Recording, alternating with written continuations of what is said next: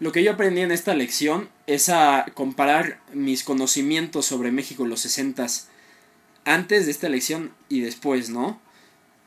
Y lo primero que tenía era esta visión, pues, de Díaz Ordaz, pues, siendo un tirano total. Y viendo, pues, que sí, en cierto grado, pues, no estaban fundadas, pero pues también que es razonable.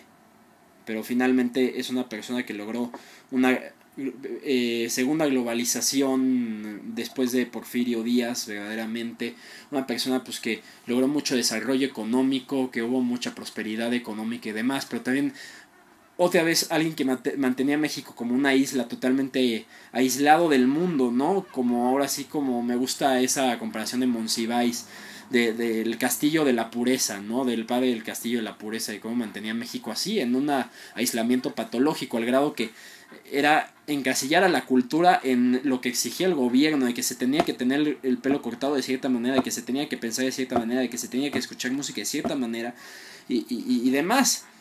Y si no, pues llegan los policías y te llevan a Lecumberri. Y ese es uno de los aprendizajes más fuertes, ¿no? De que vi del antes y después del movimiento estudiantil, de cómo ahora sí hay verdaderamente, pues, una verdadera parcial libertad de expresión. Y como si hay por lo menos un acercamiento a la democracia después que no existía en lo absoluto. Y más allá de que hayan cambiado, pues, de que hayan hecho cambios en el punto de vista estudiantil, o sea, es una de las cosas que yo no sabía.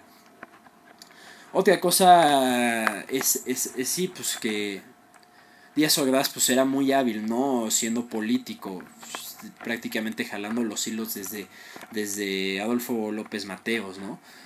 Pero pues finalmente nada puede borrar pues de que no dialogó en verdad con los estudiantes y como la juventud. De que dijera, puse la mano para los estudiantes y ellos me lo dejaron en el aire. Pues con qué, con militares, con muertos, con opresión.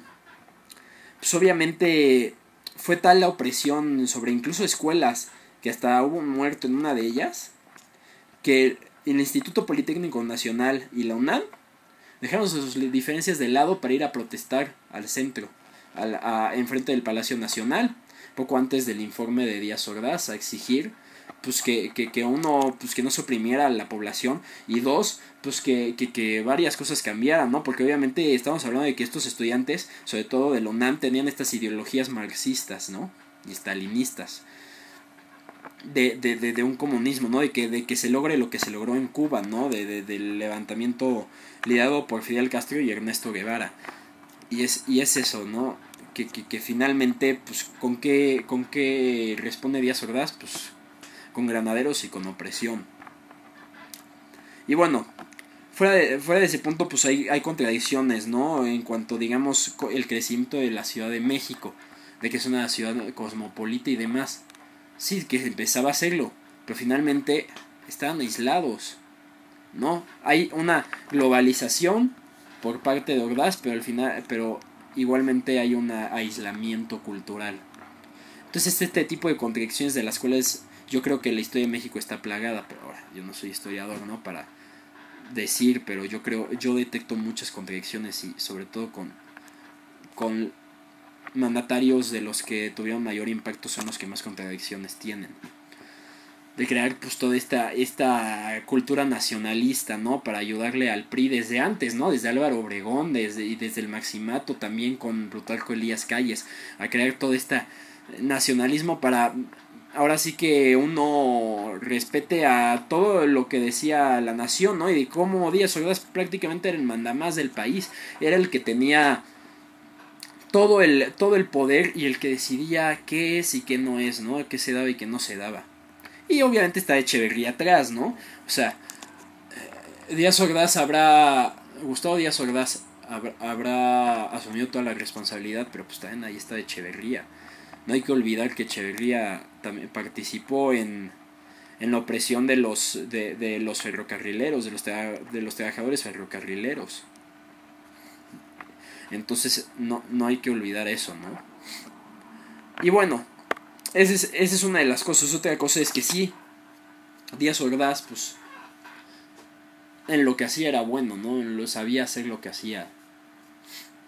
O sea, de llevar el reto. Que él no lo tenía bienvenido, que es lo algo que yo no sabía. Yo pensé que era una justificación que él podía tener para verse pues como un gran presidente, ¿no? Pero él no tenía bienvenido las Olimpiadas, y tener que llevar a cabo este reto, pues sí, lo supo llevar a cabo, a excepción pues del 2 de octubre, pues prácticamente, ¿no? Entonces pues sí, no se puede ver todo en blanco y negro, sobre todo en la historia, pues no se debe. O sea, lleva finalmente a falacias extremistas. Pero hay personajes de la historia que simplemente no se les puede humanizar, no se les puede quitar lo loco y lo tiranos. Y Díaz Ordaz pues se confirma sobre todo con el movimiento, o sea, la masacre del 2 de octubre.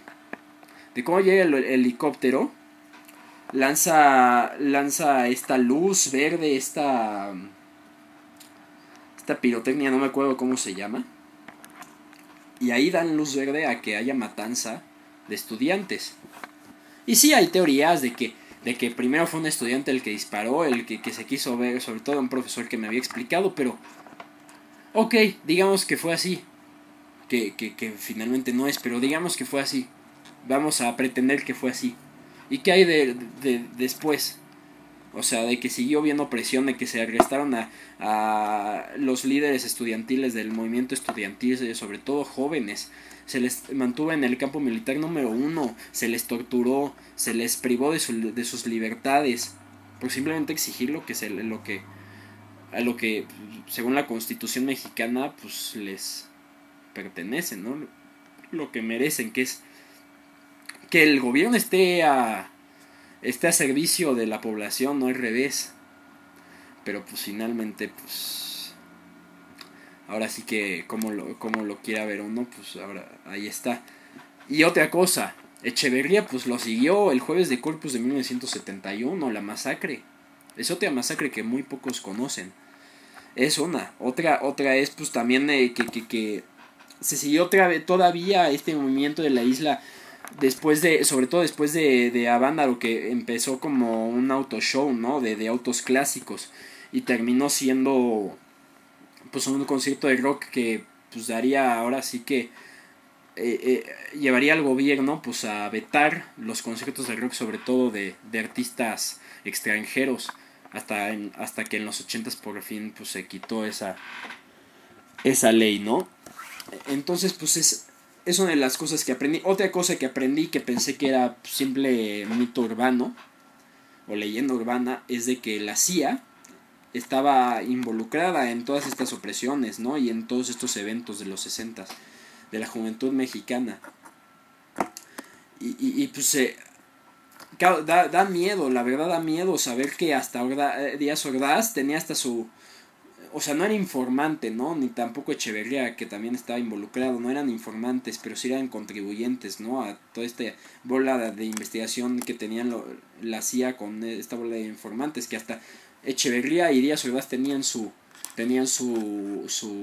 nombre clave, que es que Díaz Ordaz tenía Litempo 2.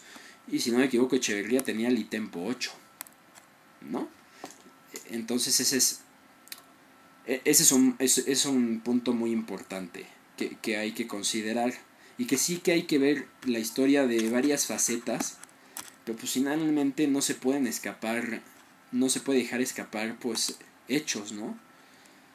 Y bueno, pues o sea, yo creo que eso es sobre todo lo que he aprendido de México en los 60s.